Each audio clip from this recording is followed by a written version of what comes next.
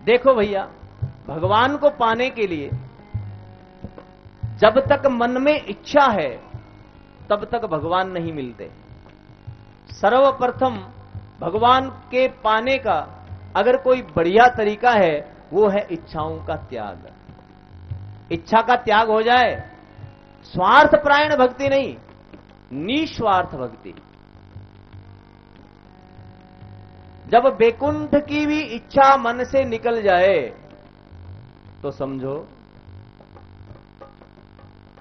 कि हम भगवान के प्रेमी हैं।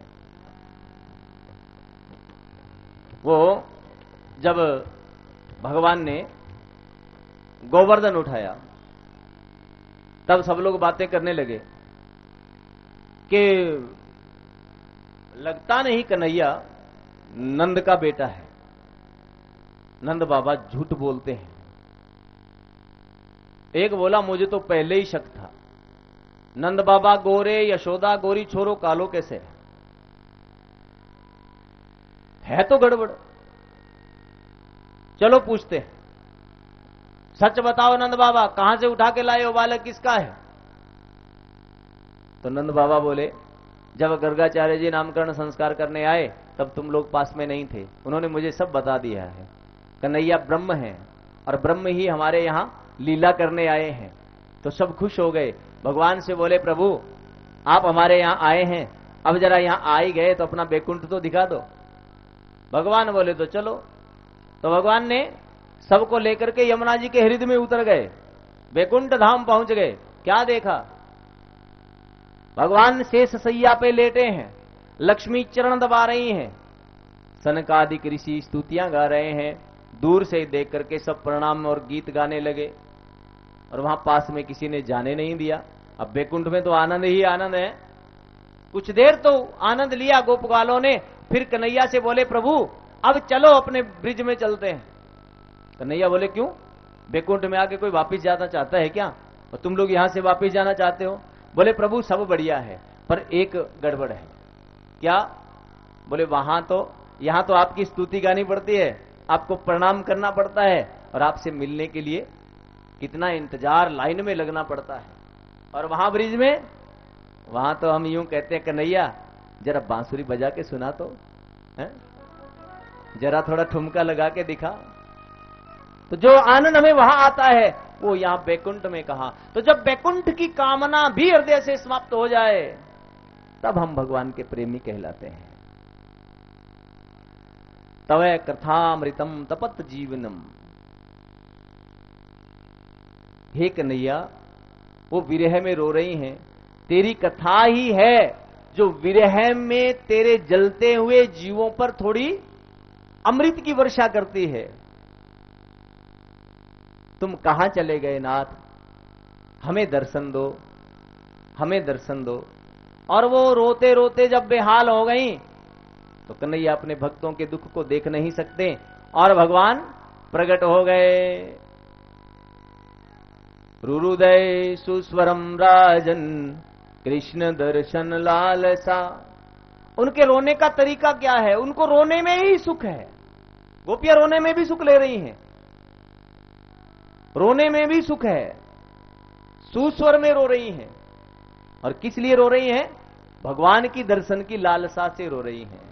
रोना भी है तो प्रभु के लिए रो, उस रोने में भी आनंद है। और ये रास लीला में कैसे प्रकट हुए प्रभु? एक गोपी, एक कृष्ण, एक गोपी, एक कृष्ण, जितनी गोपियां थी उतने ही कृष्ण प्रकट हो गए और सबके साथ नृत्य करने लगे, आनंद करने लगे। और सब गोपियों ने सोचा कि भगवान मेरे ही साथ नृत्य कर रहे हैं, दूसरे के साथ किसी को दिखाई नहीं दिए, खुद के साथ ही दिखाई दे रहे हैं। जितने कृष्ण, जितनी गोपियां उतने ही कृष्ण। ये भगवान की आनंद लीला है। एक भगवान अनेक जगह कैसे हो सकता है? भगवान तो एक ही है, एक से अनेक कैसे हो सकता है? कि भाई अग्नि कितनी है? एक अग्नि है, तो अग्नि को कहीं भी प्रकट किया जा सकता है। एक समय, एक बार कितनी ही जगह अग्नि को प्रकट किया जा सकता है। आवश्यकता है केवल घर्षण की। हर लकड़ी में आग है, दिखती कब है? जब दूसरी लकड़ी का घर्षण मिल जाए या अग्नि का स्पर्श मिल जाए। तो हर जीव में परमात्मा है। आवश्यकता है प्रकट करने की।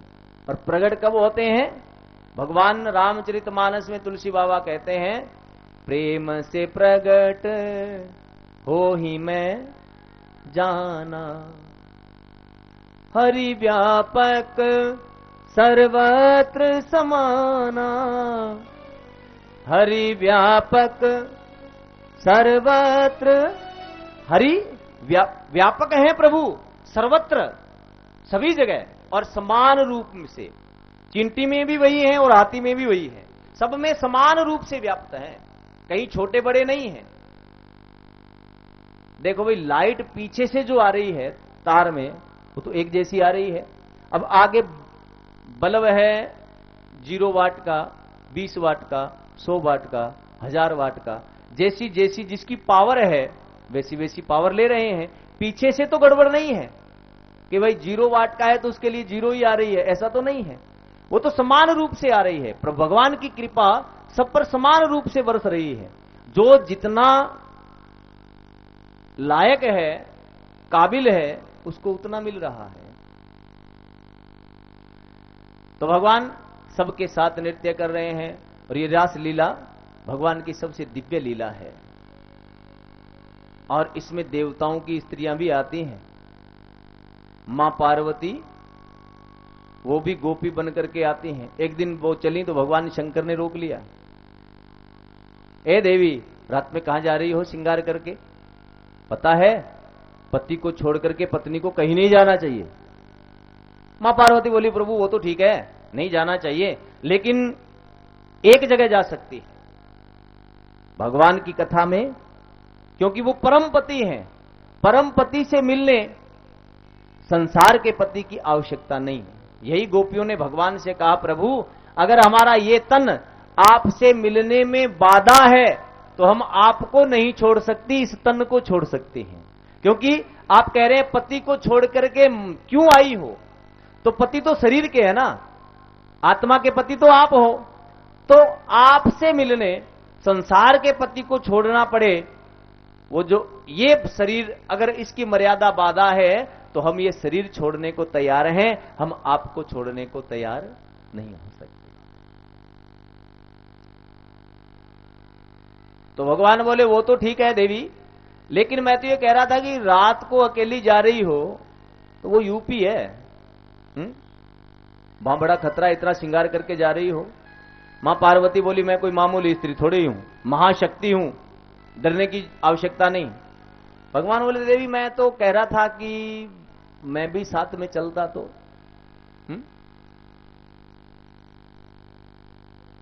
मां पार्वती बोली, आप नहीं जा सकते। क्यों? क्योंकि भगवान की रासलीला में केवल भगवान कृष्ण ही, हां, बाकी सब स्त्रियां हैं, पुरुष तो केवल भगवान ही है। देखो, आत्मिक रूप से तो हम सब स्त्रियां ही हैं, पुरुष तो केवल, जिसने इस बात को स्वीकार कर लिया कि आत्मिक रूप से हम भगवान की पत्नियां ही हैं, भगवान को पाना चाहते हैं। तो जैसे मां पार्वती ने भगवान शंकर को पाने के लिए तपस्या करी थी, लालसा जागे भगवान से मिलने की, ये जीवन का लक्ष्य है, परम लक्ष्य है। मानव जीवन का परम लक्ष्य भगवान की प्राप्ति है। देवी मैं भी जाना चाहता हूं, कोई उपाय करो। मां पार्वती बोली, प्रभु कोई उपाय नहीं है। बोले, कुछ तो होगा, एक काम करो, मैं बताता हूं उपाय। मेरी ये जो जटाएं हैं इनका जूड़ा बना दो, और जो मैंने परसों तुम्हें साड़ी लाके दी थी ना, वो मुझे पहना दो, मेरा सुंदर श्रृंगार कर दो, मैं जाना चाहता हूं। मां पार्वती बोली, प्रभु ये जो साड़ी होती है ना, ये तो पूरे नाप की होती है, हैं? अब भगवान शंकर पूरा ये, ऐसी साड़ी नहीं मिलती। नहीं देवी पहना दो, मैंने देखा है बड़ी बड़ी मोटी मोटी भी पहन के रहती सकती हैं साड़ियां, उनके लिए भी आती हैं, आ जाएगी। पहना दिया, माता पार्वती ने सुंदर श्रृंगार कर दिया। और भगवान शंकर बोले, देवी अब चलें।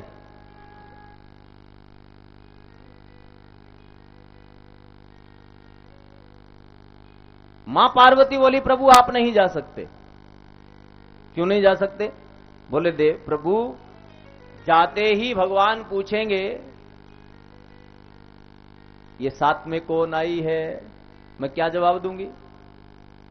बोले कह देना कि मेरी दिल्ली वाली सहेली है, मुझसे मिलने आई थी, मैं रासलीला में आई तो मेरे संग आई गई। बोले अच्छा प्रभु। देवी एक बात बताओ, कैसा लग रहा हूं? मां पार्वती बोली आप में पुरुष भाव है, आप नहीं जा सकते। क्यों? बोले ऐसे पूछ रहे हैं कैसा लग रहा हूं, तो क्या पूछूं? बोले ऐसे पूछे ना, कैसी लग रही हूं।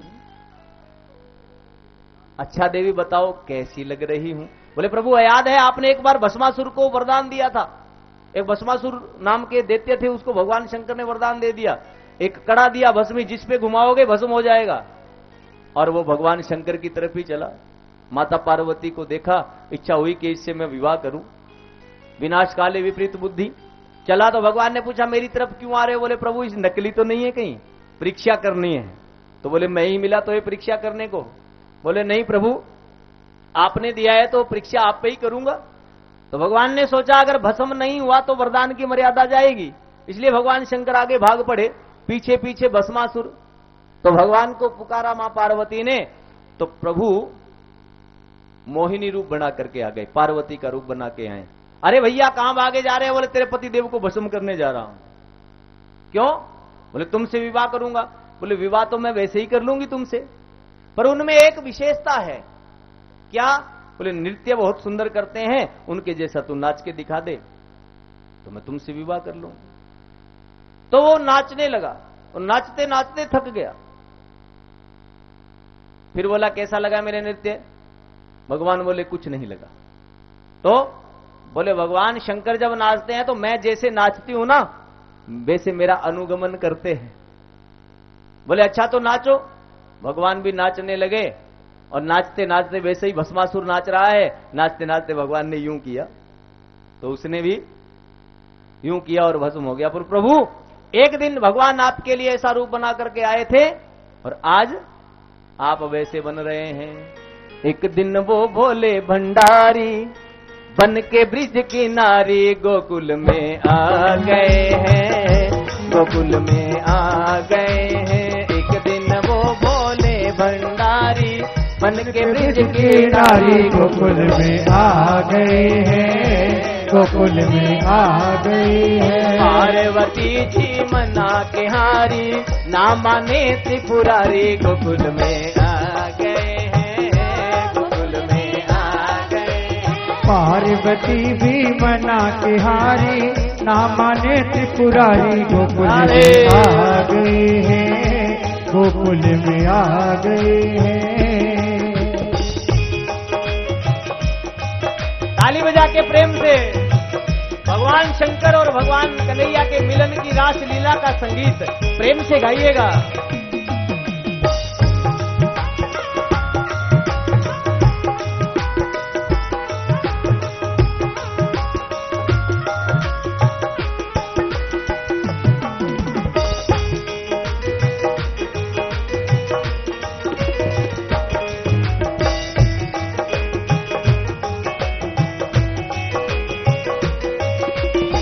पार्वती से बोले बोले ओ मैं भी चलूंगा तेरे साथ में, तेरे साथ में।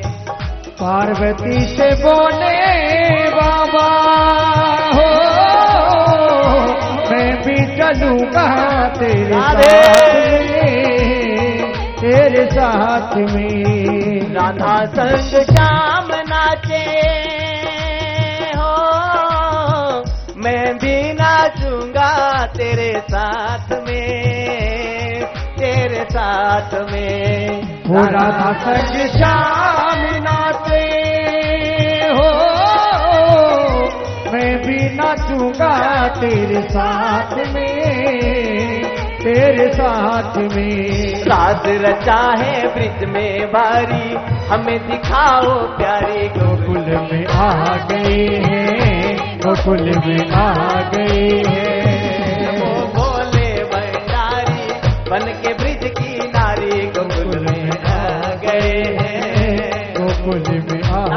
मैया के।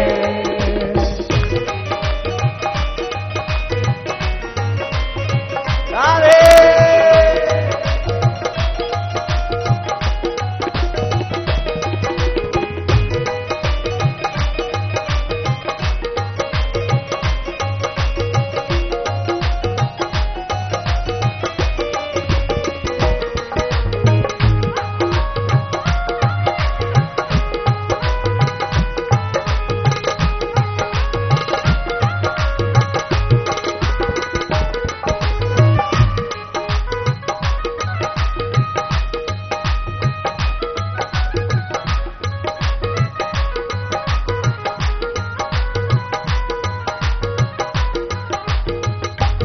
मेरे भोले स्वामी हो, कैसे ले जाऊं तोहे साथ में, तोहे साथ में। ओ मेरे भोले स्वामी हो, कैसे ले जाऊं तोहे साथ में, तोहे साथ में। मोहन के सिवा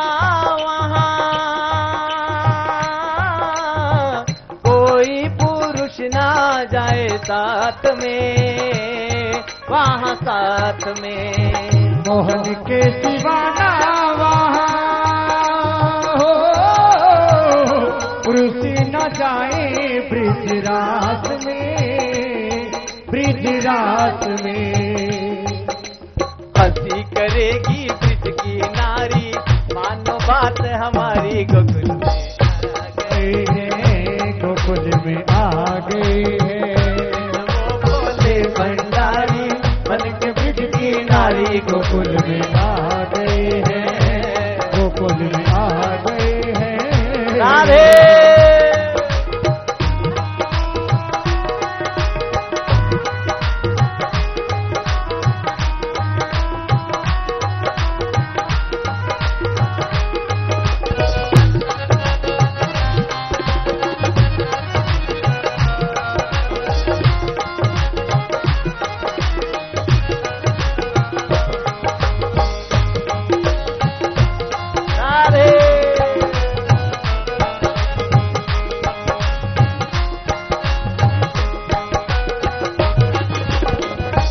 ऐसा बना दो मुझे